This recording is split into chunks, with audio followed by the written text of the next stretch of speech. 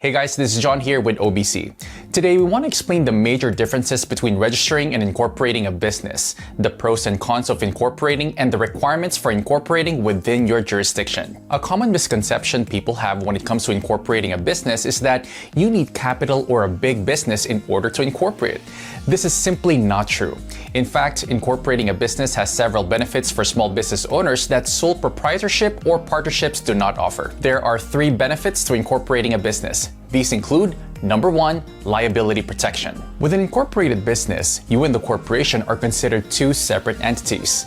This means that should your corporation face any legal trouble or accrue business debt, your personal assets are much more protected than if you had registered the business as a sole proprietorship or general partnership. With a sole proprietorship or partnership, your personal assets are at risk against any action taken against the business. Benefit number 2, name protection. Incorporating your business name will provide you with name protection for your business name within the jurisdiction of incorporation.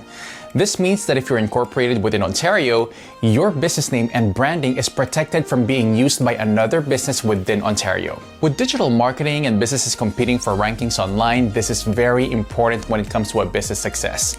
Outside of a trademark, incorporation is your only opportunity for name protection. Registering the sole proprietorship or general partnership offers no protection for the business name. Benefit number 3, tax savings. If you incorporate your business, you can decide when and how you receive personal income from your business.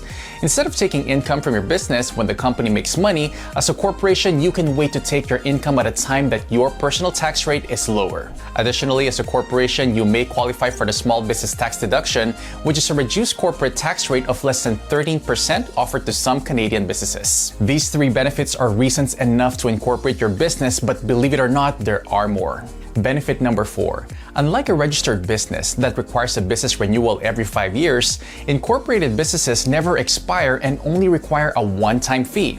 While the upfront cost of incorporation may be more than registration, the long-term cost of incorporating is much more of a savings. Benefit number 5. An incorporation will grow and mature with you over time as you can add partners, change your business name, or add a second operating name under the existing corporation. Benefit number 6. When it comes to operating a corporation, it can be much easier to obtain loans for the business.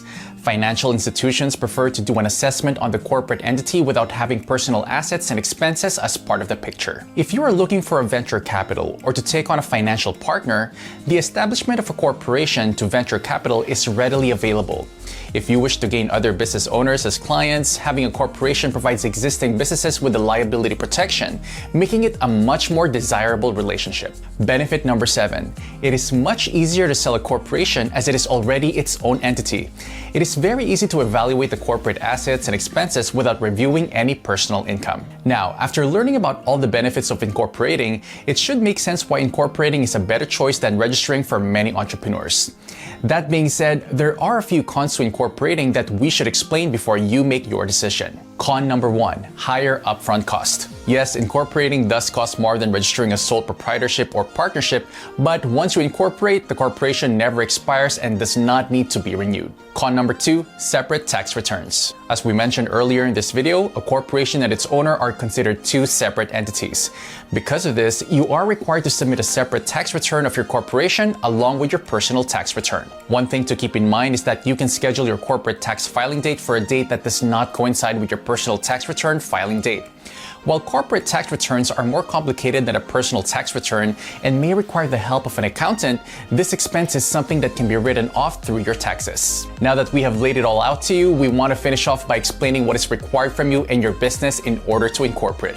All jurisdictions outside of British Columbia state that in order to incorporate your business, 25% of the corporation's directors must be either a Canadian citizen or permanent resident of Canada. However, if you are non-Canadian or non-resident, you can still incorporate with us.